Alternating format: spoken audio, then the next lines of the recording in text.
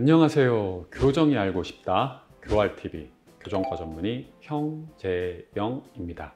치아 나올 자리를 미리 확보해주면 교정이 쉬운 거 아닌가요? 쉬운 교정이라면 교정 시 통증이 덜하지 않나요? 교정 기간이 빨리 끝나는 건 아닌가요?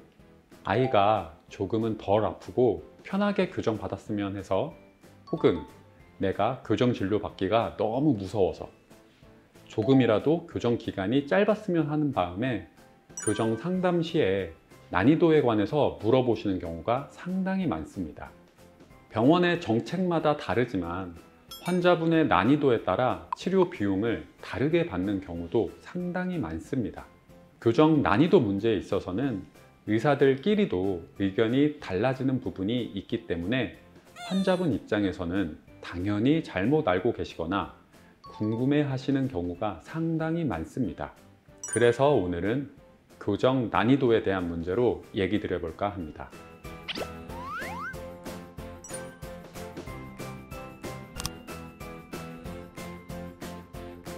너무 범위가 크고 딱 잘라서 말하기 어려운 부분이지만 치아나 골격에 수직적인 문제가 없는 경우가 쉬운 경우라 생각됩니다. 쉬운 교정의 대표적인 예가 골격적인 문제 없이 그냥 치아 사이 공간이 벌어져 있거나 치아의 겹침 때문에 시작하는 교정이라 생각됩니다.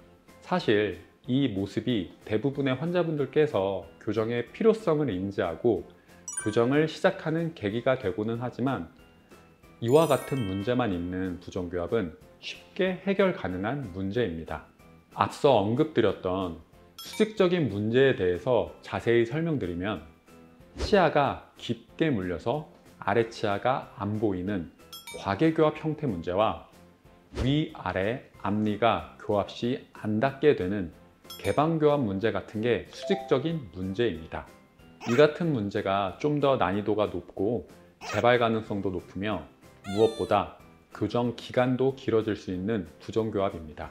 이 외에 비대칭 문제나 주걱턱 문제가 난이도가 높은 교정에 속하는데, 사실 이는 교정 자체가 어렵다기보다는 환자분께서 만족도 높은 결과물이 나오기 힘든 부정교합입니다. 비대칭이나 주걱턱은 이미 턱 뼈에 길이 차이가 발생했기 때문에 교정적으로 개선하는 데는 한계점이 있을 수밖에 없습니다. 그러다 보니 교정 기간도 길어지고 개선 후에 교정 만족도 면에서 다소 아쉬운 부분이 있게 됩니다. 나이가 어리다면 아무래도 신체 세포 활성이 빠릅니다. 교정 치료라는 게 치아를 뼛속에서 움직이는 과정인데, 뼈를 생성하는 조골세포, 뼈를 흡수하는 파골세포의 활성화로 치아가 옆으로 움직이기 때문에 나이가 어릴수록 당연히 유리하며 교정 후에 생기는 치근 흡수와 같은 부작용도 적을 수밖에 없습니다.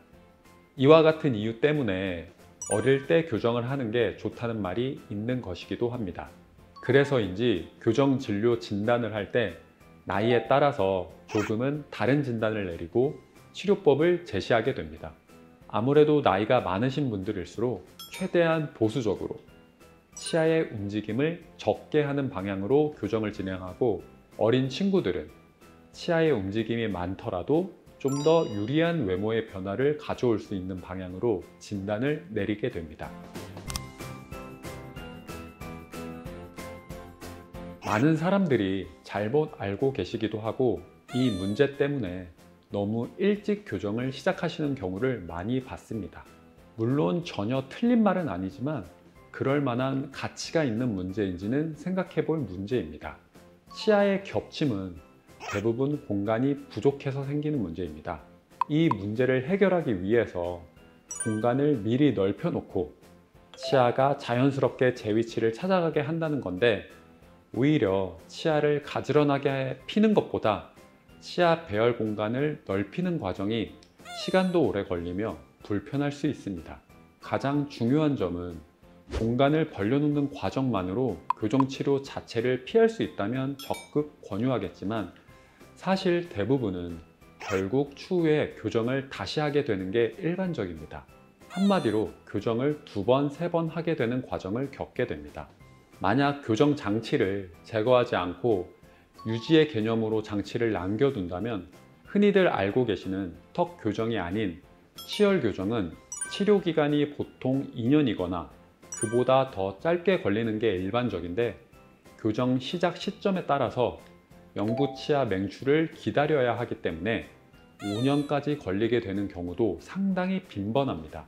따라서 미리 공간을 확보해 준다는 개념의 교정 시작은 신중히 결정하셔야 하고 무조건 추천하고 싶은 교정 방법은 아닙니다. 사실 교정용 나사인 스크류의 발달로 과거와는 다르게 현재는 많은 교정 치료의 한계점을 극복했습니다만, 이미 달라진 턱뼈 길이나 치조골 문제로 인해서 치료가 어려운 경우가 있습니다. 물론 양악수술까지 고려한다면 아주 간단한 교정치료로 변경되지만, 양악수술을 배제하고 치료한다면 어려운 교정치료가 됩니다. 대표적으로 아래턱이 아주 큰 주걱턱 문제와 함께 좌우 턱이 비틀어져 보이는 비대칭이 있는 경우입니다. 이 외에도 입이 나와 보이지는 않는데 위치아가 아래치아를 많이 덮어서 아래치아가 거의 안 보이는 경우가 어려운 교정치료에 속합니다. 이런 환자분의 부정교합 형태에 따른 어려움도 있지만, 사실 이보다는 환자분 개인차에 의한 어려움이 더 크기도 합니다. 교정이 어렵다는 건 교정 진행이 느리게 됨을 의미하고, 달리기가 빠르고 느린 사람이 있는 것처럼 교정도 진행 속도에 사람마다 차이가 납니다.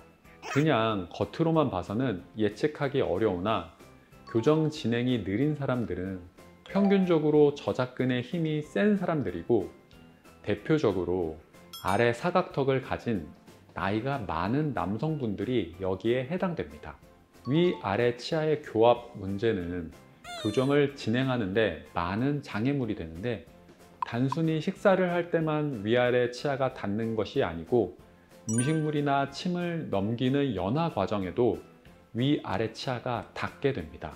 따라서 생각보다 많은 시간을 위아래 치아가 맞닿은 상태로 있기 때문에 교정 진행에 많은 장애가 됩니다. 따라서 대체적으로 저작근이 힘이 센 나이가 많은 남성분들은 당연히 교정 기간이 길어지고 어려울 수밖에 없습니다. 교정은 개인 차이가 심한 진료 중에 하나입니다. 치료의 효과 면에서도 개인 차이가 심하지만, 개인이 지니고 있는 부정교합의 형태, 난이도에 따라서도 치료 시간과 결과가 달라지기 때문입니다. 치아가 너무 겹쳐있는 문제는 교정 치료에 있어서 전혀 어려운 문제가 아니며, 수직적인 문제나 턱뼈의 길이 문제가 있는 게 어려운 교정이라고 생각하시면 될 것 같습니다. 혹시나 교정 치료 난이도가 어려워 고생할까봐 걱정이라면 조금이라도 나이가 어릴수록 교정이 쉬워진다고 생각하시면 될 것 같습니다. 그렇다고 아직 유치가 있는 상황에서 무작정 교정 치료를 시작하는 건 교정을 괜히 2번 이상 하거나 교정 기간만 길어지게 할 위험이 있기 때문에 어린 시기에 교정 상담을 받아보시고, 혹시나 교정 추천을 받으셨다면 여러 군데 상담을 받아보신 다음에 현명하게 교정 시작 시기를 결정하셨으면 하는 바람입니다. 지금까지 교정 난이도에 대해 자세히 설명드렸습니다. 해당 영상이 도움이 되셨으면 좋아요, 구독 부탁드립니다. 감사합니다.